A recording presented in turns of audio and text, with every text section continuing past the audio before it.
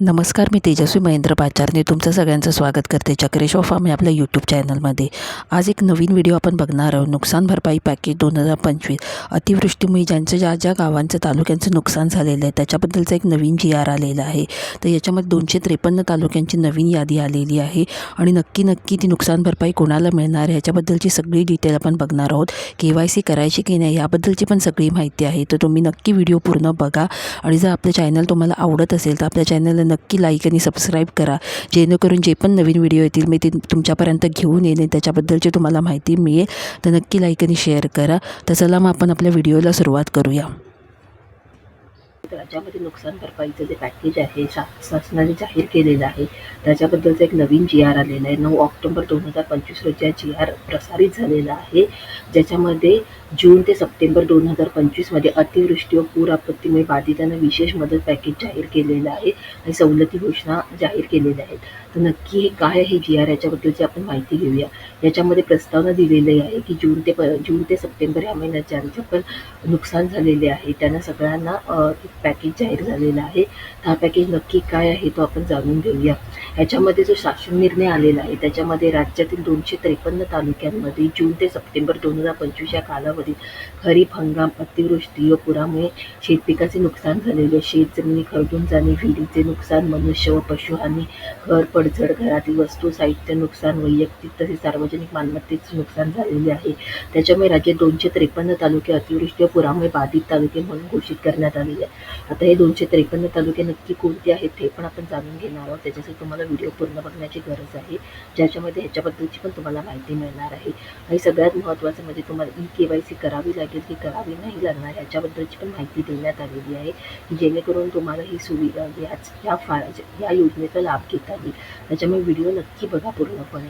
आता आपण नक्की जाणून घेऊया की कोणत्या गोष्टीमध्ये आपल्याला सवलती लागू करण्यात आलेल्या आहेत। आता पहिलं आहे अपघातग्रस्त मृत व्यक्तींच्या कुटुंबियांना देय आर्थिक सहाय्य। जर अपघातग्रस्त मृत व्यक्ती असेल तर त्या मृत व्यक्तीच्या वारसांना 4 लाख रुपये जाहीर केलेले आहेत। अवयव अथवा डोळे निकामी झाल्यास देय आर्थिक सहाय्य। जर समजा त्या आपत्तीमध्ये तुमचे अवयव किंवा डोळे किंवा तुम्हाला काहीतरी दिव्यांग आलं असेल तर त्याच्यामध्ये 40 ते 60% अपंगत्व आल्यास 74,000 रुपये मिळणार आहेत।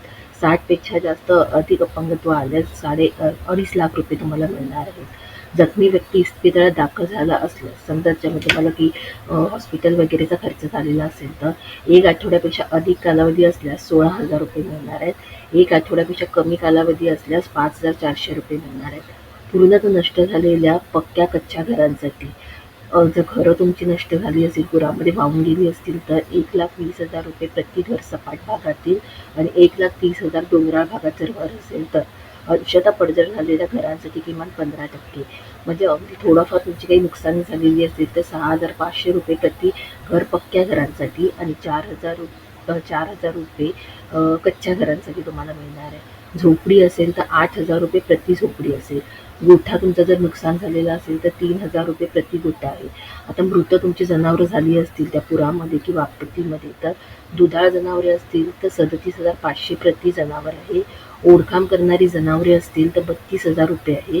लहान जनावरे असतील तर 20,000, शेळी मेंढी असेल तर 4,000 प्रति जनावर आणि कुक्कुटपालन असेल 100 प्रति कोंबडी असेल। शेत पिकांच्या नुकसानीसाठी जिरायत पिके असेल तर 8,500 प्रति हेक्टर।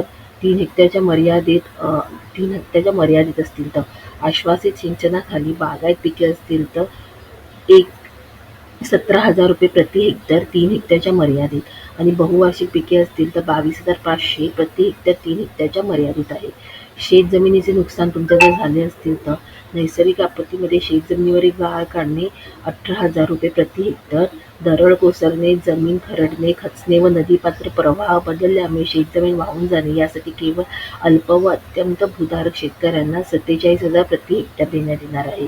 आता मत्स्य व्यवसाय असेल तर मत्स्य व्यावसायिकांना बोटीची दुरुस्ती, जाळी यासाठी मदत 6,000 रुपये बोटीची अंशतः दुरुस्ती, 15,000 पूर्ण नष्ट झालेल्या बोटींकरता, 3,000 अंश बाधित झालेल्या जाळ्याच्या दुरुस्तीसाठी आणि 4,000 रुपये पूर्ण अंशतः नष्ट झालेल्या जाळ्यांसाठी। आता याच्यामध्ये आणखीन विशेष सवलती पण आपल्याला देण्यात आलेल्या आहेत, तर त्या कोणत्या आहेत? जमीन महसुलात सूट देण्यात आलेली आहे, सहकारी कर्जाचे पुनर्गठन, शेतीसाठी निगडीत कर्जावर वसुली स्थगिती 1 वर्षासाठी वसुली स्थगिती करणार नाही आहे सरकार। तिमाही वीज बिलात माफी आहे. परीक्षा शुल्कात माफी 10वी-12वीच्या विद्यार्थ्यांना फी नाही घेण्याचा निर्णय घेण्यात आलेला आहे. या अन्वेषणानुसार विविध सवलतीबाबतीतील योजनेचे स्वरूप व त्याबाबत सविस्तर मार्गदर्शन त्या प्रशासकीय विभागाकडे केलेले आहे. आता कृषी विभाग असेल तर या रब्बी हंगामामध्ये शेतकऱ्यांना खते व बियाणे घेण्यासाठी प्रति हेक्टर 10,000 रुपयाप्रमाणे 3 हेक्टरच्या मर्यादेत मदत देण्यात आलेली आहे, जी त्यांच्या बँक खात्यामध्ये थेट जाणार आहे. पशुसंवर्धन विभाग असेल तर जून ते सप्टेंबर 2025 या कालावधीत मोठे पशु, लहान पशु, कुक्कुट पशु मृत पावलेले आहेत. त्याच्यासाठी शासनाने 27 मार्च 2023 जो निकष सादर केलेला होता, त्यानुसार पण तुम्हाला प्रत्येक जिल्ह्यासाठी त्याची मदत तुम्हाला देणार आहेत. मत्स्य व्यवसायामध्ये पण ज्याचे पण नुकसान झालेले आहे त्याच्यामध्ये पण तुम्हाला शासनाकडून मदत देण्यात येणार आहे. तसेच हानीसाठी निकष शिथिल करण्यात केवळ जेवढे मत्स्यबीज हानीचे व मच्छीमार जाळीचे नुकसान मत्स्य विभागातील कार्यालय प्रणाली सूचना निर्मिती करण्यात येतील. रोजगारासाठी पण मनरेगाच्या तर्फे तुम्हाला त्याच्यामध्ये पण प्रशासनाकडून विशेष मदत देण्यात येणार आहे. त्याच्यामध्ये 3 लाख प्रति हेक्टर आणि या मदतीसाठी व्यक्तिरेखा हमी रोजगार मनरेगा विभागातर्फे शेतकऱ्यांची शेतजमीन लागवड योग्य करण्यासाठी 3 लाख प्रति हेक्टर व 2 हेक्टरपर्यंत 5 लाखापर्यंत अनुदान देण्यात येणार आहे. रोजगार हमी योजना विभाग विहीर याच्यासाठी 30,000 यापैकी रक्कम जी पण असेल ते सहाय्य मिळणार आहे.